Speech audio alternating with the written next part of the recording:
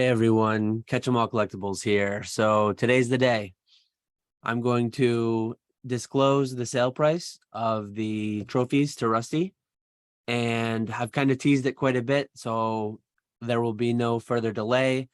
All the people's guesses, quite a few more guesses than I was expecting. Really happy with the turnout and how the video did. 53 total guesses, and interestingly enough, I took the average of all the guesses. The average of the number 2 trainer price was 66,660, and the average guess price for the number 4 was 40,364 for an average total of 107,000. And I sold the number 2 for 70,000, and I sold the number 4 for 40,000. So nobody individually got both right, but we did have a winner for each. The first guess of the number 2 sale price of 70,000 was Head Pokemon, and he's won a Sword Shield 20, this cool Pikachu promo. And then Russell L won the PSA 10 Cracked Ice Charizard from Vivid Voltage with a guess of 40,000 for the number 4 Pikachu. So there it is. In the remainder of this video, I'm going to go into how the deal was done, how Rusty and I came to these prices, my thoughts on the price trajectory of these cards in the future. It might be a lengthy one, so I wanted to get the winners announced there right at the front. Apologies, my voice is still a little bit off. Recording this on Sunday night right before the video goes live. I was hoping I'd get it back, but anyways, it is what it is.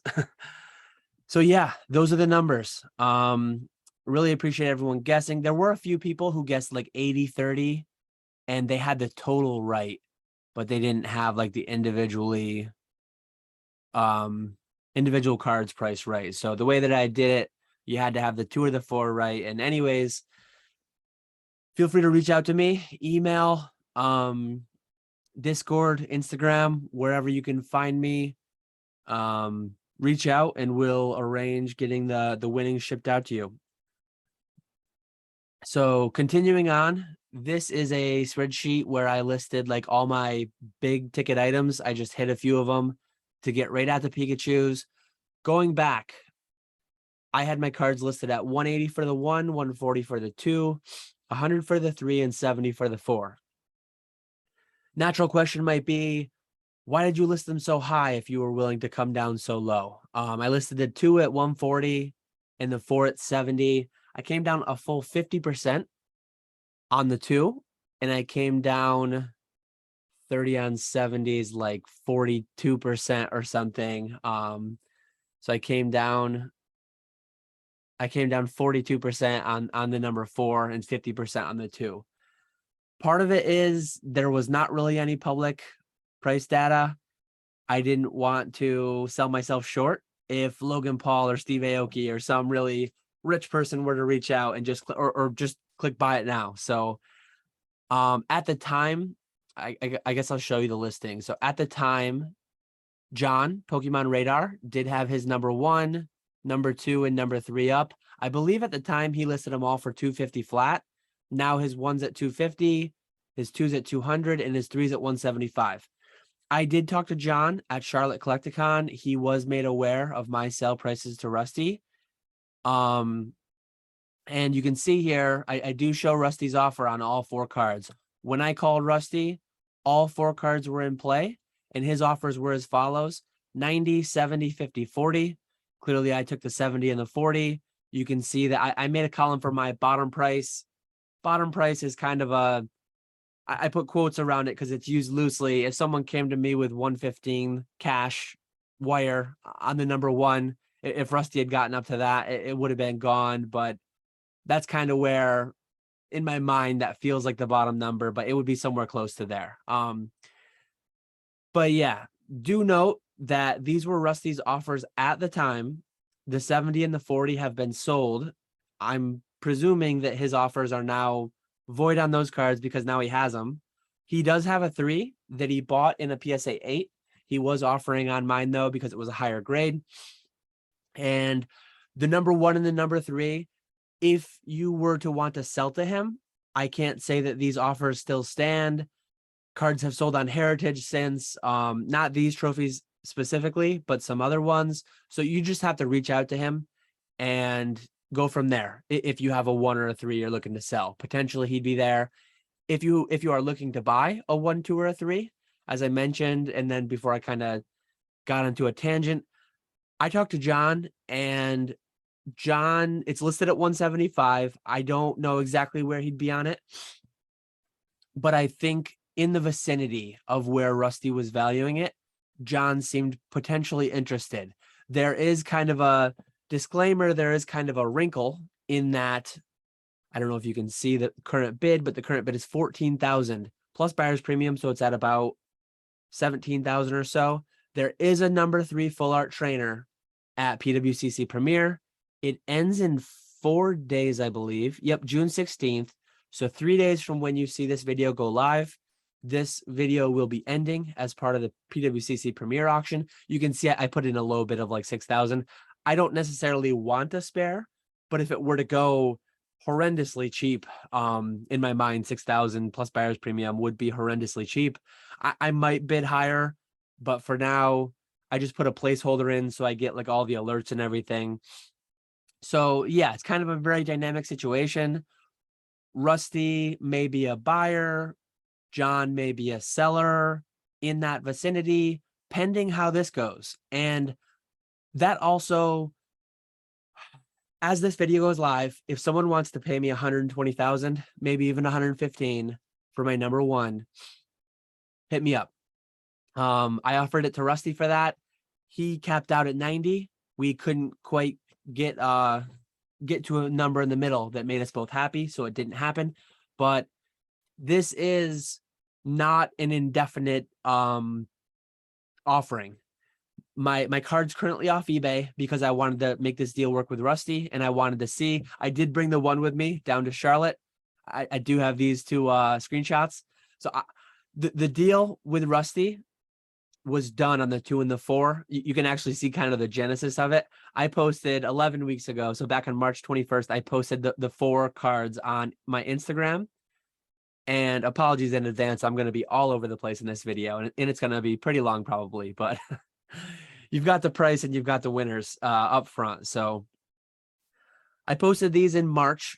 I knew I was going to be listing them on eBay, trying to potentially move them in the wake of the Logan Paul, all the trophy stuff going on, and that's part of it. And just looking for liquidity, kind of uncertainty on the future price trajectories, which I'll get into more a bit later. But yeah, Rusty commented, "Hey, want to trade?" And I ended up reaching out to him. Yeah, SG Pokelax actually said, "If this happens, please make a video." So here's the video. I went into his DMs, hit him up. "Hey, how serious were you?" We went back and forth over a span of like a month. So between I guess the entire month of April, we went back and forth. And Rusty was like, "Hey, Collecticon's coming up in early June. If and when they're still available, because at the time I listed them on eBay, feel free to reach out. Maybe we can work out part sale, part trade, something of the sort." But anyways, a month or 2 of going back and forth, he threw out the numbers, and he kind of felt like because they were 50% or slightly over 50% of my list, that it didn't feel too likely that it was going to happen.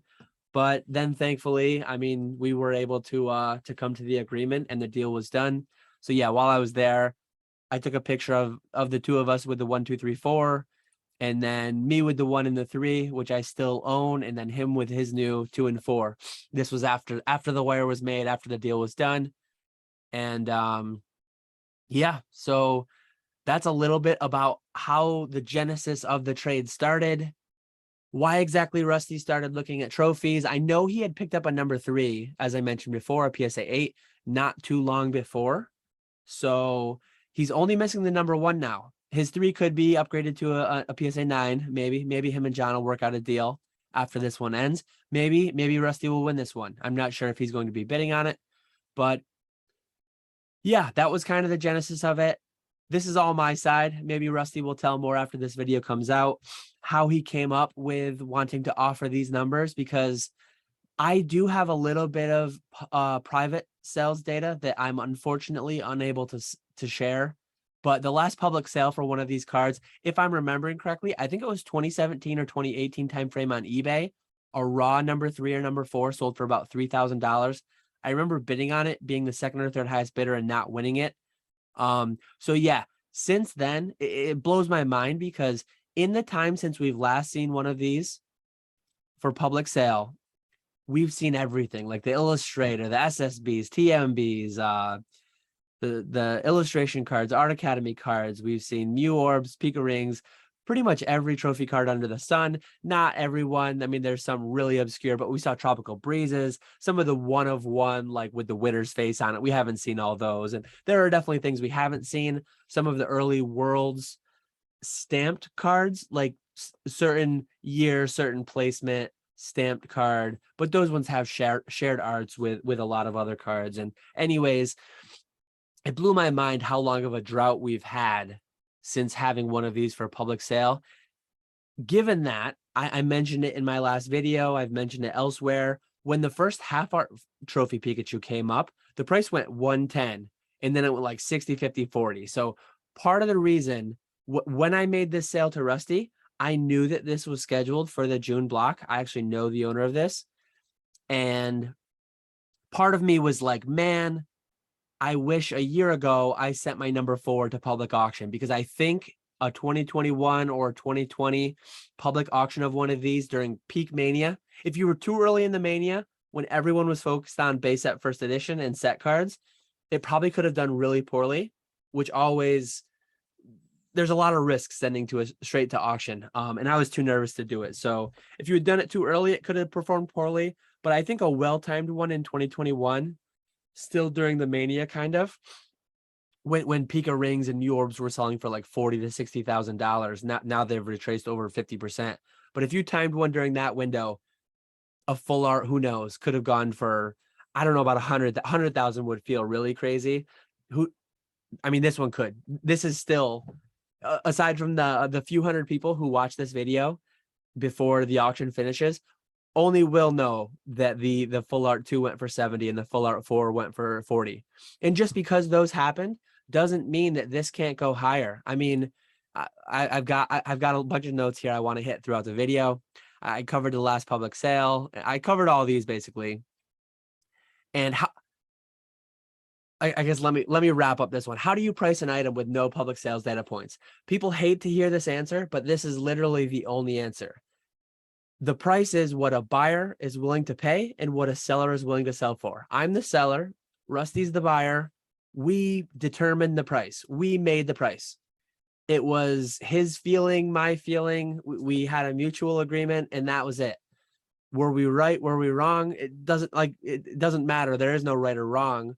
We're both happy parties to the transaction that successfully completed. So all that being said, too, and I'm going to elaborate on this further in a video that's going to go live this Wednesday. Every Monday video, I like to say my schedule for the week. This Wednesday, I'll do a video on items don't have a market price, only data points. And data points are not actionable. So I sold my number 2 to Rusty for 70. That isn't the market price. The market price for a full art Pikachu number 2 is not $70,000. The most recent sale is $70,000. The lowest list is $200,000. Just because I sold for 70 doesn't mean John will. Maybe he will. Maybe he'll sell for less. Maybe he'll sell for more. But all Rusty and I provided is a data point. And people really need to understand this. Pokemon cards are, I'll really get into it on Wednesday, but I'll cover it very briefly here. Pokemon cards are non-fungible items. Cards aren't like a gallon of milk. You go to the store, a gallon of milk, whole milk at one store is functionally the same as a gallon of whole milk at another store, and they're fungible. Pokemon cards are not. Everyone has slight different conditions, even if they're the same company, same grade. And yeah, the data point is not actionable. Just because I sold Rusty my number 4 for 40 doesn't mean that this number 4 has to go for 40 now. Maybe people who are bidding on this will be swayed. Okay, Rusty was willing to pay 40. Dan was willing to sell for 40. Maybe that will, instead of bidding 20 like I intended to, maybe I'll bid 30 now. Maybe I feel a bit safer bidding higher. Or maybe, hey, I was going to bid 100. Now I don't quite feel so safe. Who knows what effect it will have, but yeah, I'll really expand upon that in probably a 10 or 20 minute video on itself. Just that market price isn't a thing. The more liquid, the more frequently traded an item is, the more it's kind of a thing. But for really illiquid, non-fungible, infrequently seen items, there's just no such thing as a market price. And yeah, so where was I going before that? I trailed off into that. I forget where I was headed before, but yeah, I hit all my tabs. So another question that comes up that's come up before: why did I sell? Why would you ever sell? Or when should you sell an item that you'll never get back? For me, what it comes down to at the end of the day, I had 4 cards, which I had listed for a combined $490,000. What I was willing to take was probably closer to Rusty's combined offer of $250,000. And I love these cards. Really like the story behind how I got each of them, especially the number 3. That's kind of why I took this one off the table in my negotiations with Rusty. But yeah, you can see here when I bought them, only 2.5 years later than when I bought the 4, and only less than 2 years after I bought the number 2 am I selling them. And what it came down to is, I think $110,000 in my bank account, I can outperform. Not that the $110,000 itself will outperform the number 2 and the number 4, but I think I can outperform them actively using the $110,000. So as I mentioned here, those 2 cards, these 4 cards, were just sitting in a safe deposit box. And the only way I'll make money off them sitting in a safe deposit box is them going up over time. May happen, but what I can do with cash, and I mentioned here in parentheses what I have done already a little bit. I haven't spent it all, but I spent a decent bit of it. I funded my 401k half for the year. I mean, we're in June now. I hadn't funded it yet for the year because I just back in March funded it for 2020. But I 50% funded the maximum of my 401k and my wife's 401k for the year. And crypto feels a little crazy to do it, but maybe I'll expand upon my interactions with the crypto at some point. But anyways, I had sold a fair bit of crypto in the 40s, and then I watched it go to the 60s thinking I sold it too soon. Well, now it's down to like 26 as I record this video. 3 days ago, when it was 30 still, so I'm already down over 10%. And what I bought back about half of what I sold in the 40s. So I sold high, I'm buying low. That's what you're supposed to do. A lot of people get really down on stuff when it goes down. So they like to buy high. Oh, Bitcoin's at 60, it's going to go to 1 million. Let me buy it there. And then, oh no, it's at 30. It's gone down 50%. Now I want to sell it. I didn't do it that way. Whenever I sell a crypto, I just mentally say, like, I'm never going to buy back in higher. So I'm fine just like never buying more if it continues to go up from here. And largely what I did with these cards is the same. The only way I'm going to buy back a number 2 for more than $70,000 is if something drastically changes in my life and I have so much more money for whatever reason. Maybe 10, 20 years from now, if that card's $100,000, $200,000, who knows what it could be. Maybe I'll buy it back for more than I sold it for, just because I'm so much like smaller portion of my net worth at the time or something like that. But part of my thinking deep down is like, I almost think I might regret not taking Rusty's offer for 90,000 on the number 1. Because again, 90,000, I can go out and I can buy collections. I can buy boxes. I can buy cards. I can spend it on grading fees. I can actively transact with that money to make margin and continue my business.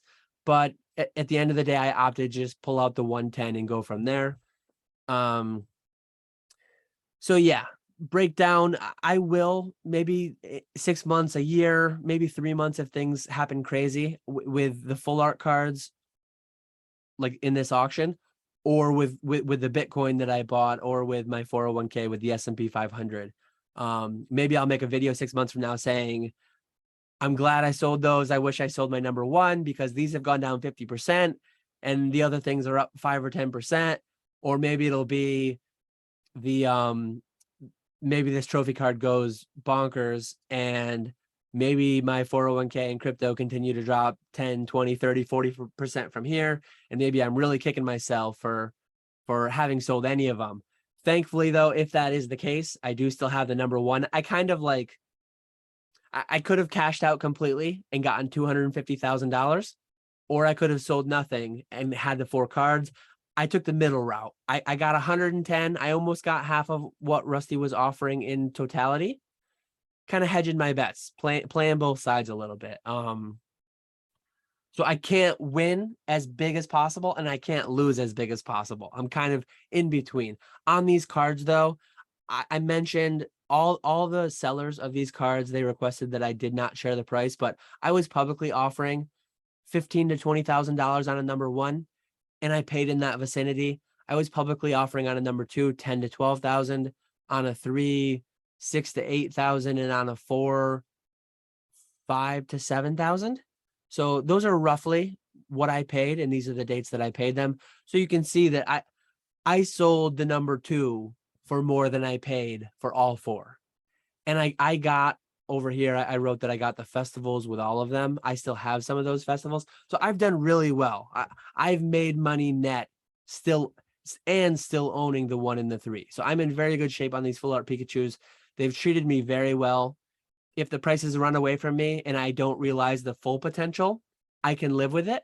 And if the prices tank from here and I could have gotten more out of the number one, I can live with it as well. And that's, at the end of the day, you got to be able to sleep at night. And at the end of the day, you got to do what you think is best at the time. And that's what I went for. I kind of like, I felt a little bit too overexposed to these at these values. These were too high of a percent of both my net worth and of my like business inventory valuation. So that's why I stepped out of them. Long story on why I decided to sell. I did. Yeah, I put one thing. Heritage just ended yesterday. There's this one auctioneer, Emily. She didn't say it at all yesterday, but it's really funny when people are bidding. When she's auctioning an item, she'll say, click that bid button. Regret is a painful thing. Like basically saying bid now. You don't want to regret not winning this. I just thought that was funny to tie in. I might regret selling these. I might regret not selling more of them. Who knows what it will be. The full art Pikachu number 3, though, the one that I bought in person, that one's likely to be in my collection forever, in my inventory forever. Forever's a long time. 10, 20, 30 plus years, I think that'll be one of the pieces that I just hold. The number one, though, hit me up if you want to spend 110, 120 in that vicinity. Let's talk. Maybe we'll make something happen. If the price goes down substantially from here, if this performs poorly, if more of them come up, say this does really well, even say it does 90, I'll pop my number one back up on eBay and I'll see if I can fish out low mid ones. But if it does really high, I'm worried that 2, 3, 4, 5 more might come out and it might follow the trajectory of the half art Pikachu and go from 110, 60, 50, 40, 20. But we'll see. It'll be really fun to watch, and maybe I'll make another video recapping all this, following how these have done. I did make a note. I contemplated releasing a video that I recorded with the 4 trophies. The day before I flew down to Collecticon, I recorded a video with the 4 trophies talking about why I was selling them, why I was bringing all 4. I talked about the potential because at the time, I brought the number one.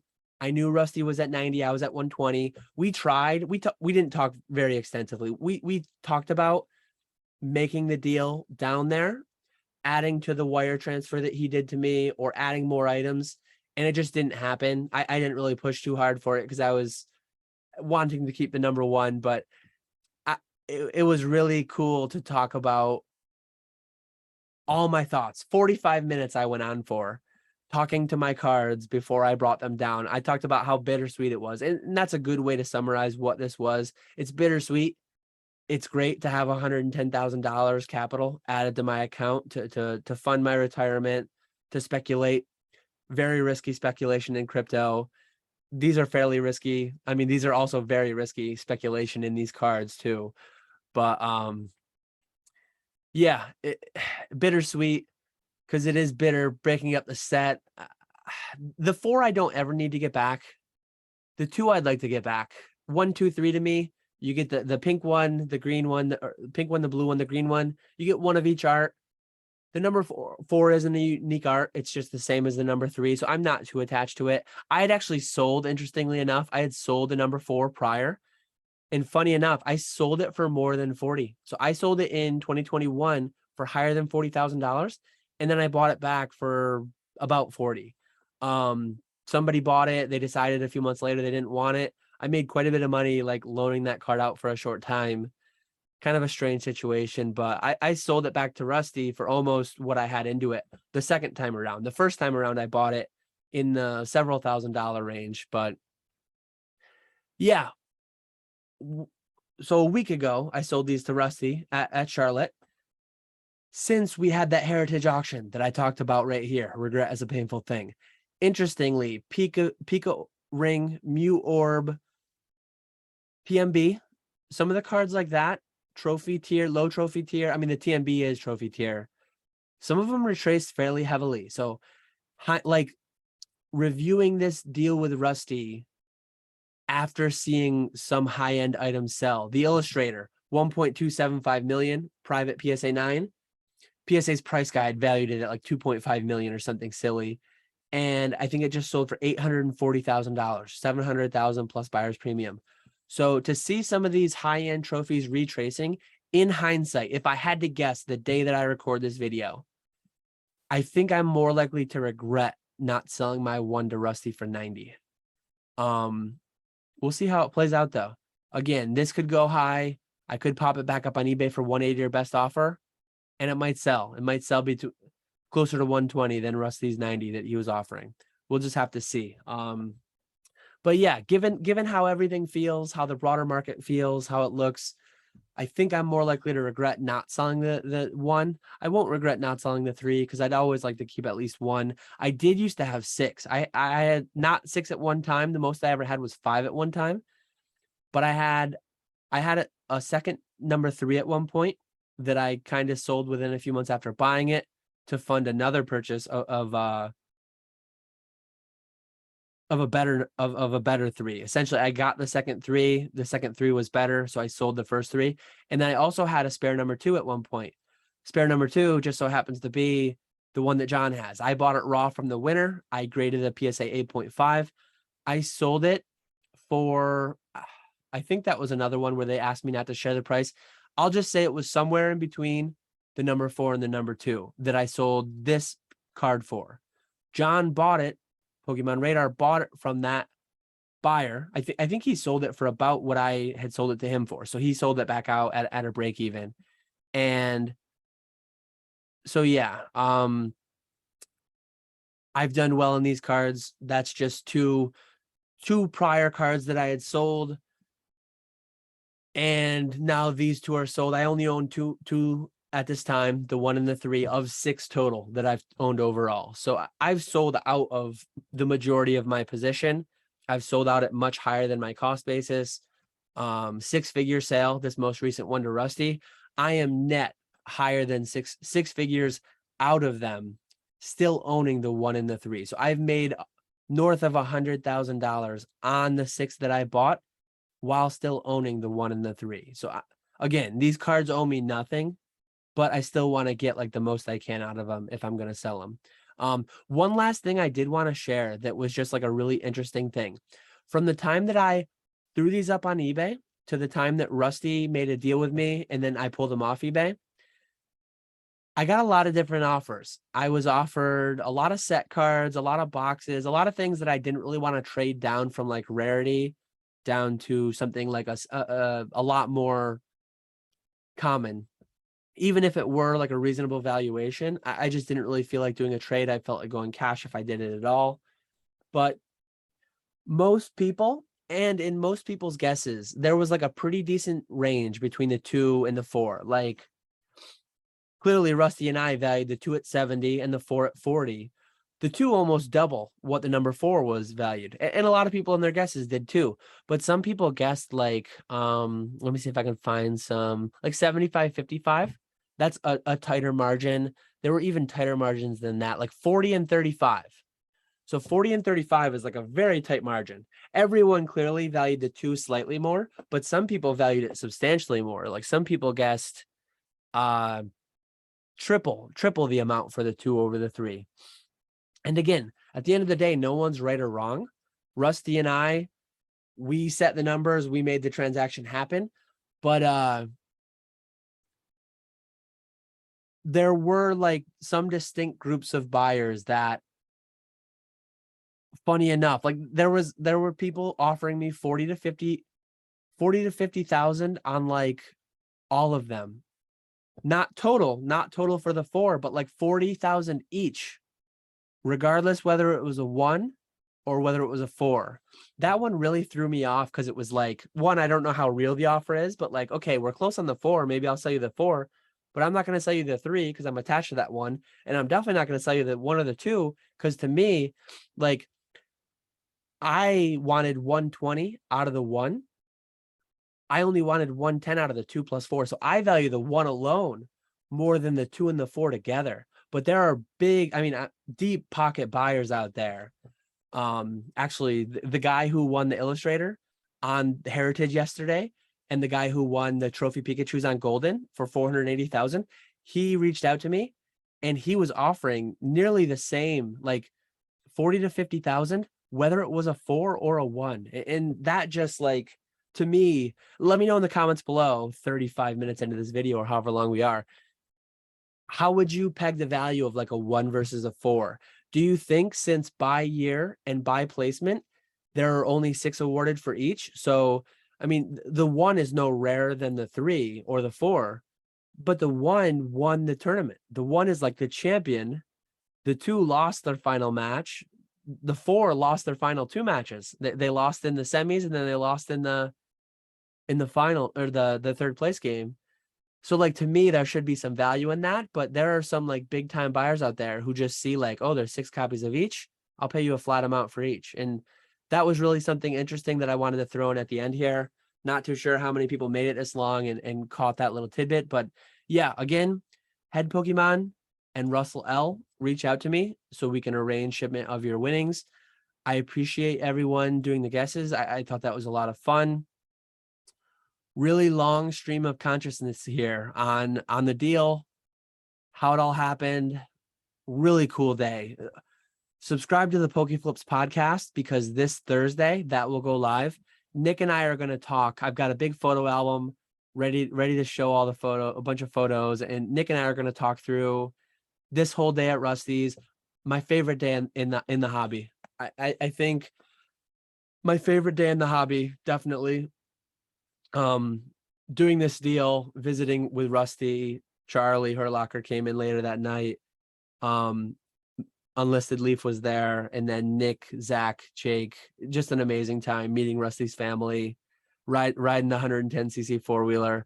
So I'm so ready to have that chat with Nick where we just recap everything the whole weekend. I really went into depth here on the deal itself, but we'll go in deep on everything. And yeah, it's going to be interesting to follow. Going to be an exciting week following this one too. Look out for that video on Wednesday. Pokemon cards do not have a market price. And check the Patreon link, check the affiliate link, like, subscribe, all that good stuff. I hope people appreciate, again, this is only going to be listened to by a few people. I hope people appreciate the transparency. I try to bring all the transparency I can to YouTube. Again, some people say like, please don't share this. Rusty was perfectly happy with this. He was perfectly fine with me sharing all this. So that's why it's being put out there. It's nothing to do with like trying to brag or anything. It's just when I set out to buy all these, it was daunting. How do I determine what I want to offer and all that? Having more data points out there only benefits everybody, in my opinion. Might not benefit people if they're trying to like scoop them up for way cheaper than prior ones have sold. But yeah, anyways, I've gone on long enough. I really appreciate everyone watching. I will catch you all later.